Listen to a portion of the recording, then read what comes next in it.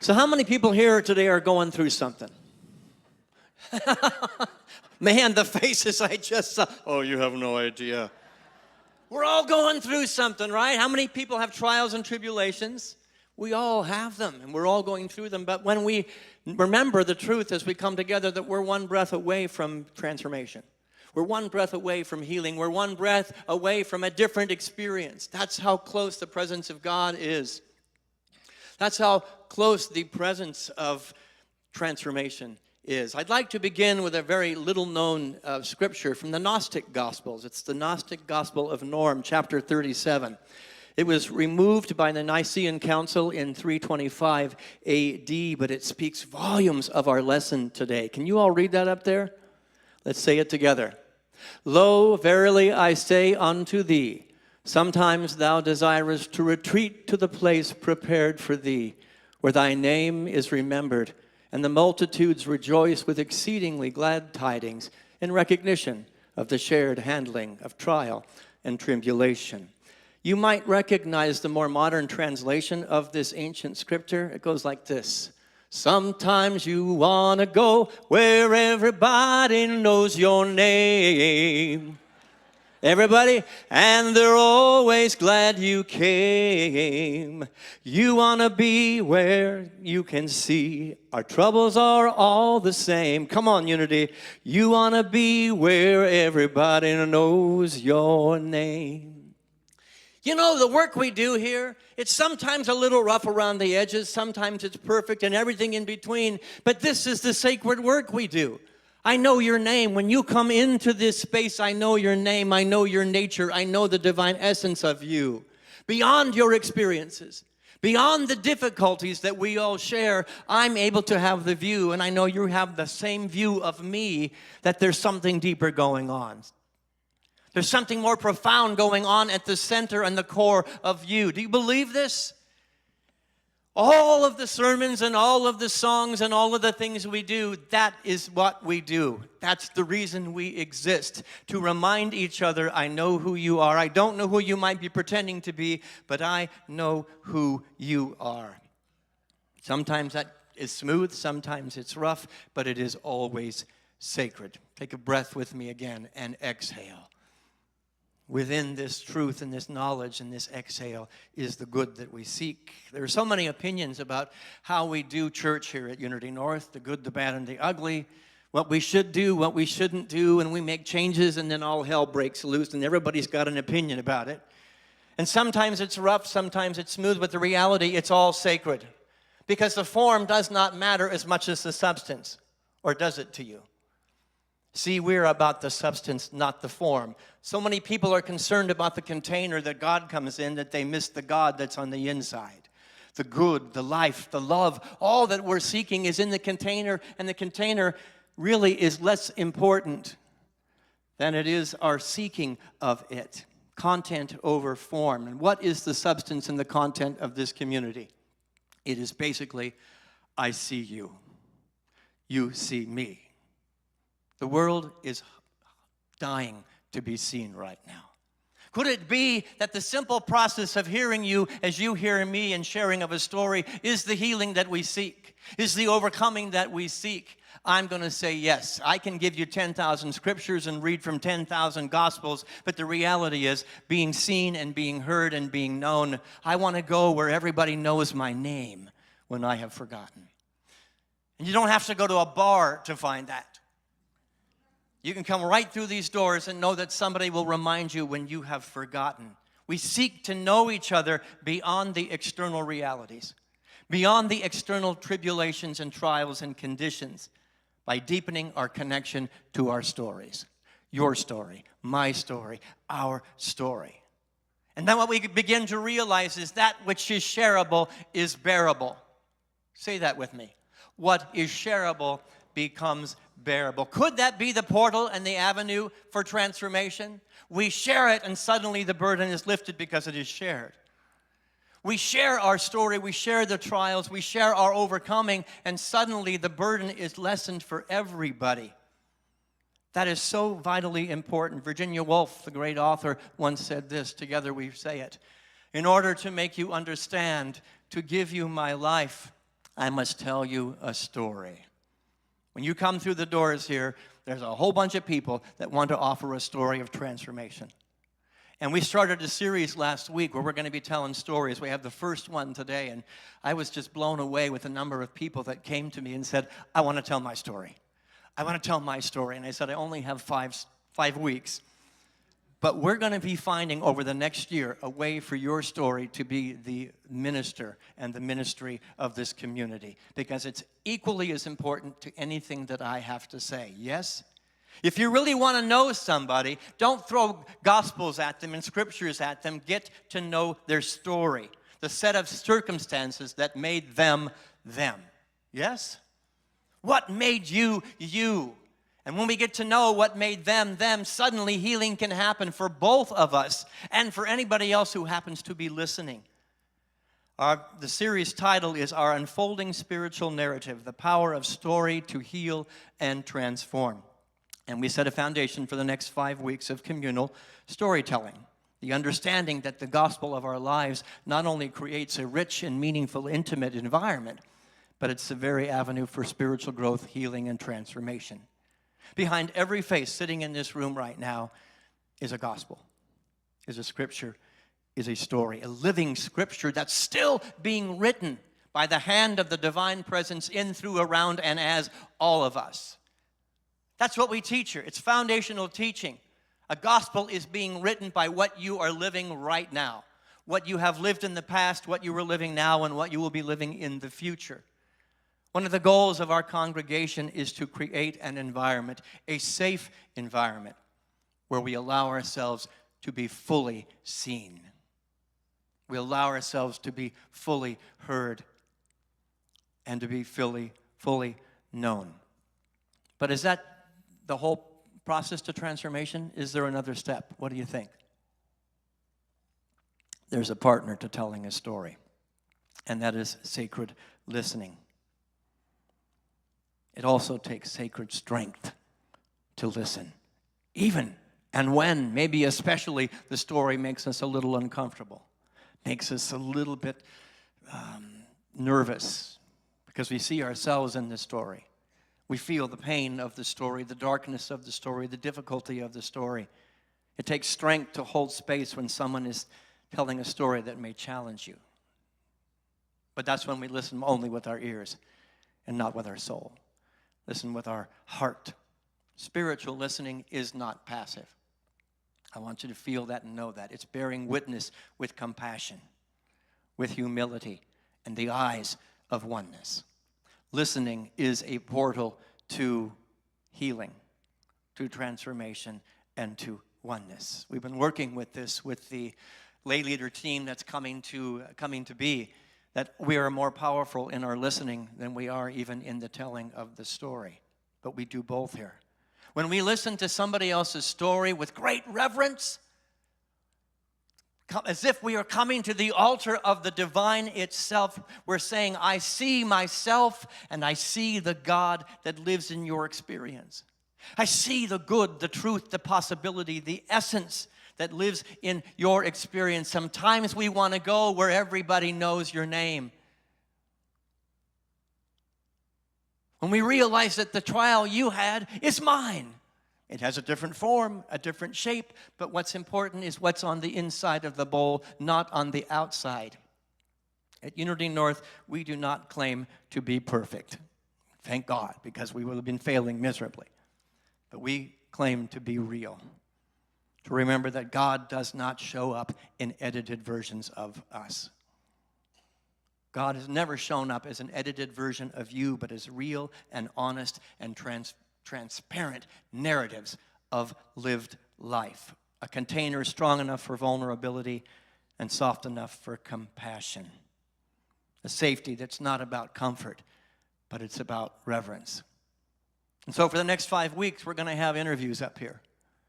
And maybe look a little different than church is supposed to look.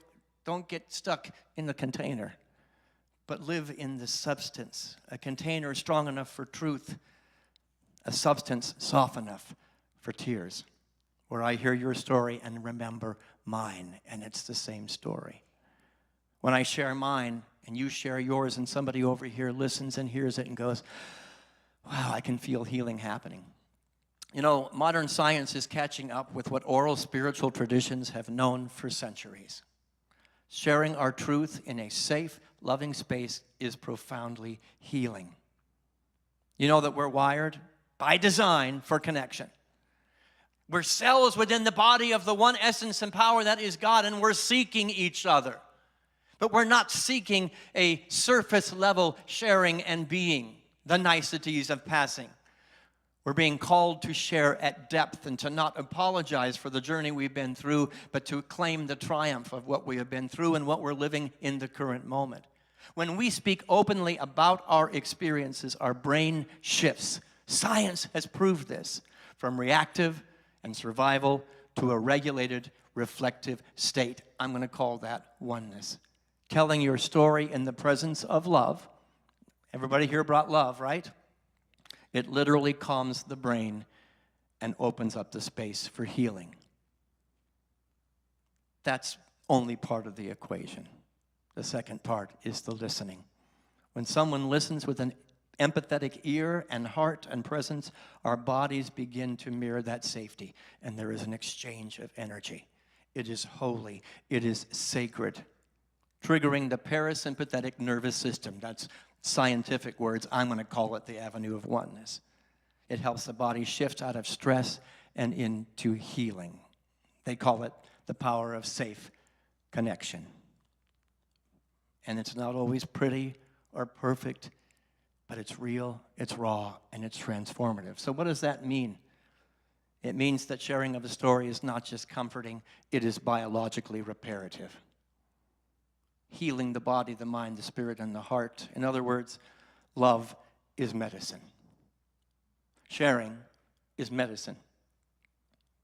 Listening is medicine. Presence is medicine.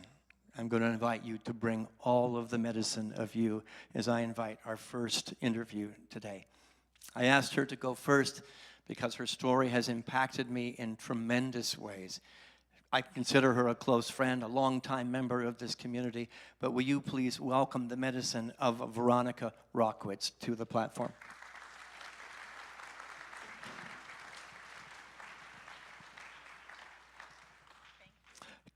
Good morning, Veronica. Good morning.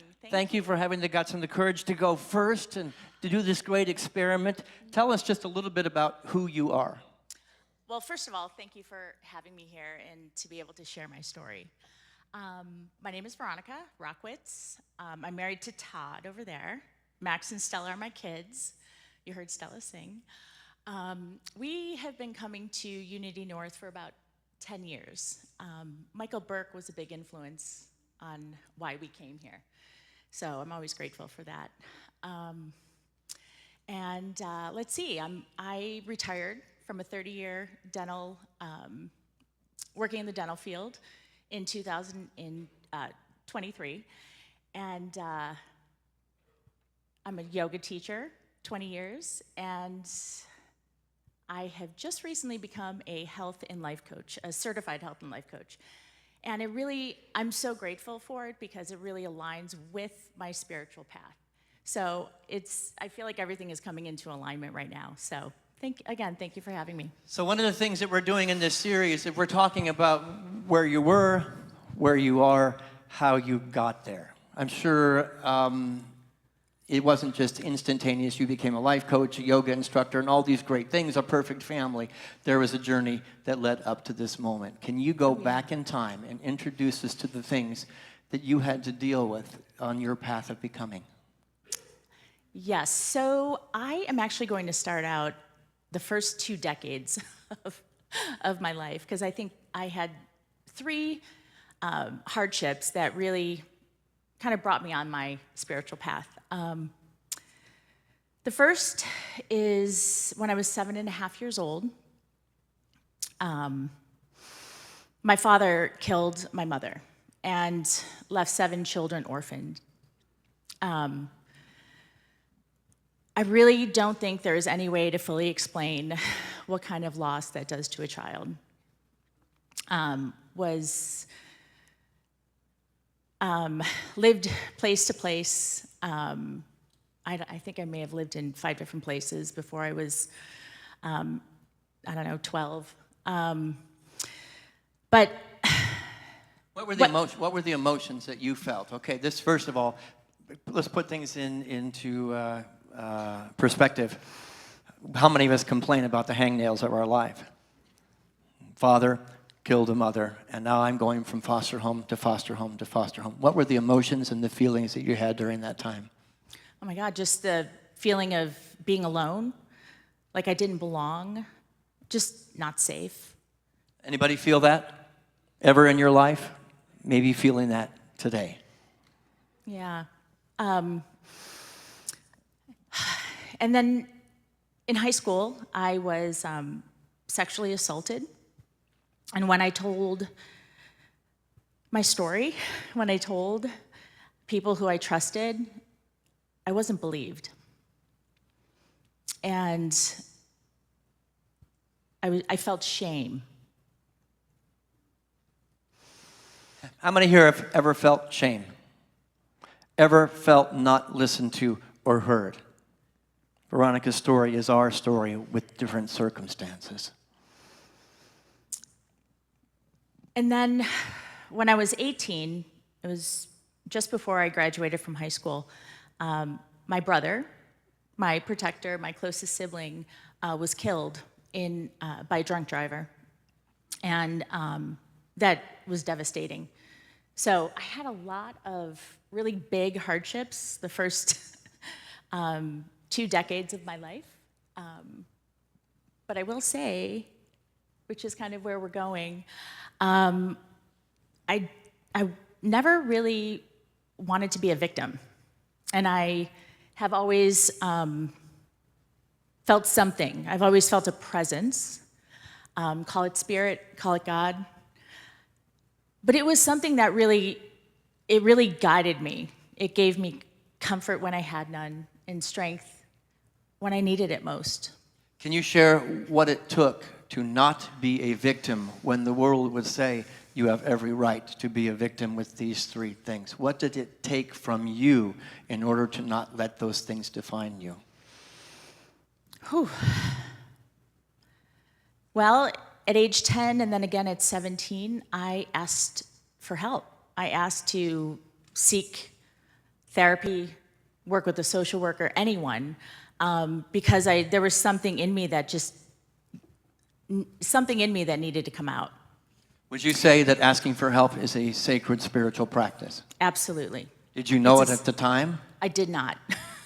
I didn't know what it was, but I consider it that sacred vulnerability, asking for help. It's not a weakness, but for me, it was necessary.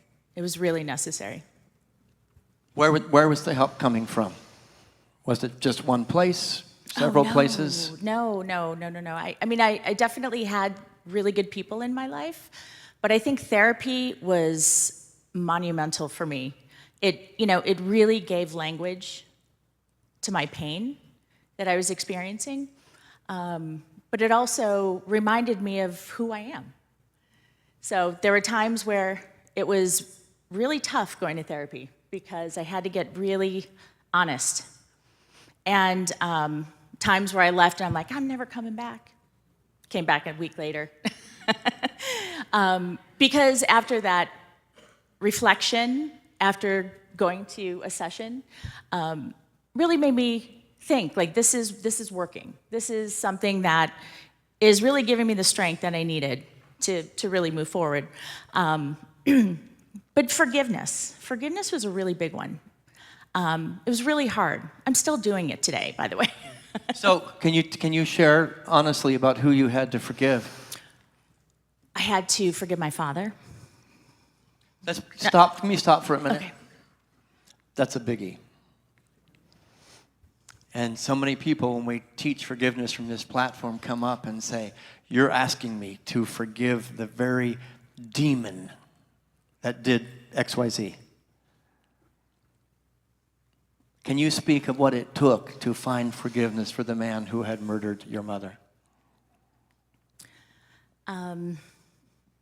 Well, it didn't just happen. It happened every single day, because the weight of hatred and like disgust, all the feelings I had for him just weighed heavy on me. So, really by choosing to forgive, because it was a choice, really allowed my heart to heal. How many times did you have to forgive before it actually was ingrained in you? Oh God, it was years. Years. It was years, yeah, years. But when I was 19, that's when I found yoga, or maybe it found me. I don't really know, but I'm so grateful for that practice. It really is a spiritual practice for me. I have one more question before we get into the journey, how you got from over there to where you are now. The song that was sung, Hand on Your Shoulder, I think was written for your particular story. Yeah. And you mentioned people in an external world that you went to for help, therapy, and other people in community. Yeah. Was there an internal hand that you had to find? And when did you know what that was? And when did you start seeking the help at a spiritual place? Oh gosh, I think it was the moment my mother died. I think it was those times where, I'd be in bed crying and just really asking for help, asking for guidance. And there was a guiding light. There always, I don't know, God, spirit, whatever it was the energy, that push that was always there. Did the name matter? No, it didn't. What mattered? It mattered that I felt comfort, that I felt protected, that I felt strength. How did you find the comfort and the strength? I kept showing up. Didn't always look perfect, but consistency has always been really important for me, even as a mom or or a wife. Sometimes I don't always, show up with, my hair done or a great attitude, but I keep showing up because I love my family and I love myself. So, we made a journey. What happened to Veronica was here. Who she is today is here. We've talked about some of the big rocks. And I asked her, what are the big rocks? I'm going to actually, you've mentioned several of them. I'm going to ask you to read them. I took notes when you shared your story with me. Can you just one by one go through those? And I want you all to consider the spiritual practice of these big rocks and to know that this story and these rocks exist in your field as well. Keep showing up. Be consistent. Share. Let's stop right there. Keep showing up. How many of us have quit when the journey got tough? I'm looking for God, and I gave it 3 days of meditation, and it didn't work. I did yoga for 2 weeks, and I still feel miserable and unhappy. That's right. And then sharing. Mm-hmm. You always have a choice, and that is true. Forgiveness, ask for help, be in service. Can you speak about that when we didn't really cover that? Be in service. What does that mean? Yeah. You're on your knees as a child, as a teenager, in the deepest, darkest hole of an experience. What does be in service have to do with that? I find that when I'm in service, I'm healing myself as well. So anytime I am, whether it's volunteering or even, as a dental hygienist or as a yoga teacher, a life health coach, I feel as though those experiences are of service of another. Could it be, would you say, that your process from here to where you are today is being the love that you were seeking, giving away the goodness that you were seeking, being the transformative power and goodness that you were seeking? Absolutely, 100%. I always wanted to give what I was always wanting myself. And when I did receive it back. That doesn't make any sense to the human ego, does it? Give what it is I am seeking. I don't have it. I am a victim. This is terrible, but you did not make those choices. And those very choices are what got you from here to there. That is the spiritual path, practical application of all of these tools. What is the last thing you think this congregation knows about your becoming process? My becoming process. I think, well, first of all, life is not fair. We all know that. I know that deeply. But gratitude, yoga for me, a strong support system, community, family, the courage to ask for help. I think these are the things that keep me going. So, I used to do healing. Now I am healing. And let's let that steep in there for a minute. I used to do healing. Now I am healing. Give us more, man. These are gems. I live it. I embody it. I truly do. And I've really transitioned from a state of coping to really overcoming. And and I'm really grateful. I think, every day I wake up, I do a few exercises on my bed and get on my floor, do some cat-cows, get into a child's pose, set my intention for the day, but it always starts in gratitude. Always starts in gratitude. And when I find that I set it in gratitude, my day is always so much better. Is there any part of you, and this will be uncomfortable, is there any part of you that can find gratitude for what happened to you, that it allowed you by right of your consciousness to make the woman that we see sitting here today? Absolutely. Breathe that in.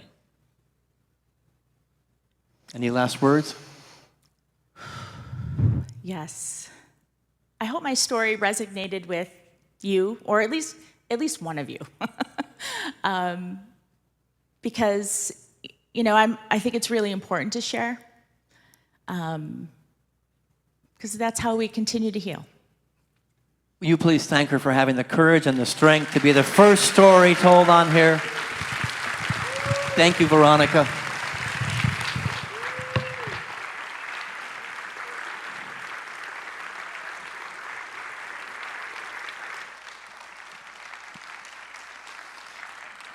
So here's the challenge for the next month, but actually the next year, because look around. Every one of us has a similar story. And for the next 5 weeks, there's going to be stories. They may not be as difficult as that. It may be a different kind of story. Please come back. But more than coming back is to let your heart be seen.